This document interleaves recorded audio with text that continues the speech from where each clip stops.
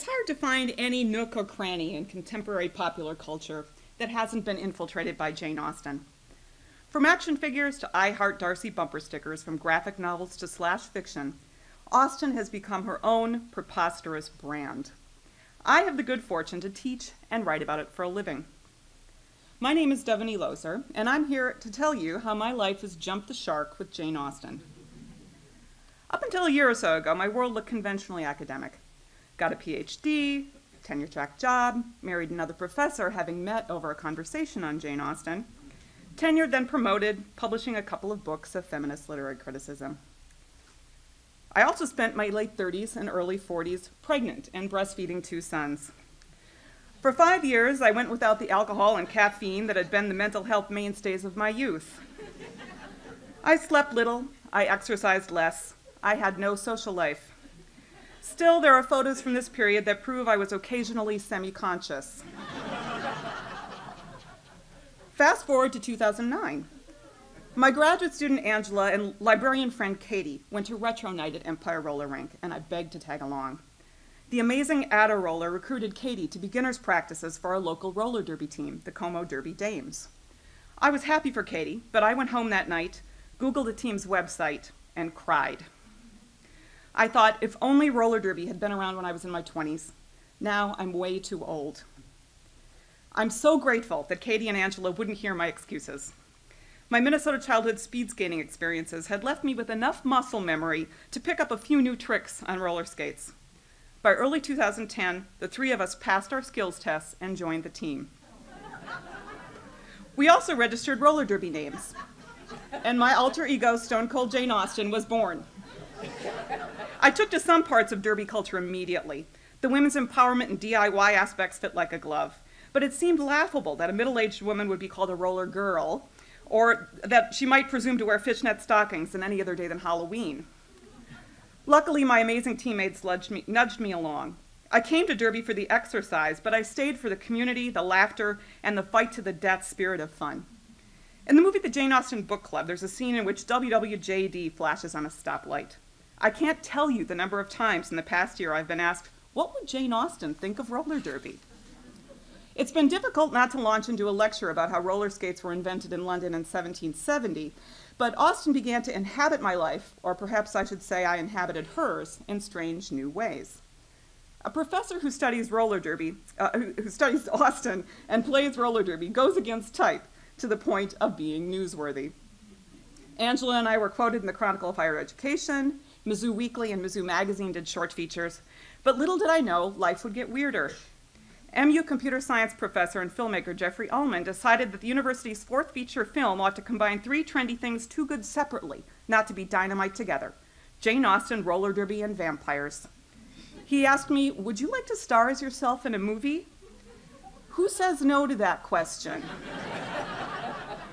Jeff had never laid eyes on me before. He never asked to see me skate or act. After 1 cup of coffee, he was ready to write a screenplay around me. And so Vampiras was born. Last winter, I was given the script and lines to memorize. I also happened to be going to California to give a lecture, where I had dinner with a friend who has ties to the film industry. When I told him, half laughing, that I'd be starring in a film, he turned serious, looked me dead in the eye, and said, "You know it's true, don't you, that the camera puts on 10 pounds? Oh my God, I thought, you are telling me that I am fat, and that on film I'm going to look even fatter. I had thought it would be fun to be immortalized in celluloid. It hadn't occurred to me that that might also mean being immortalized in cellulite. So I went on an insane 5-week crash diet. Later, when asked how I lost the weight, I'd say I did it the old-fashioned way: virtual starvation and manic exercise. I treated Mentos as a food group. Celery began to taste delicious. I gained some insight into Hollywood starlets who careen around on drama-filled benders. I was hungry all the time, and I was very, very pissed off about it. One night at rehearsal, I started a fight with Jeff over the proper use of the word quite. I was even angrier when he told me that my derby name couldn't be used in the film. I would have to take on a new name. The project couldn't risk being sued by World Wrestling Entertainment. My new alter ego, I was told, would be named Bloodstain Jane Austen. In one fell swoop, Vampirus transformed me from an alcohol-fueled Austen who whooped fannies to one who sounded like a mock advertisement for Tampax. Working on this film was an unforgettable adventure. Those of us who lived through it may be forgiven for feeling a little bit like war buddies. On a shoestring budget with talented, underpaid film professionals mentoring a student crew and amateur actors, we kept vampire hours. Called to the set in the late afternoon, we often wouldn't wrap until dawn. Then we headed off to our day jobs.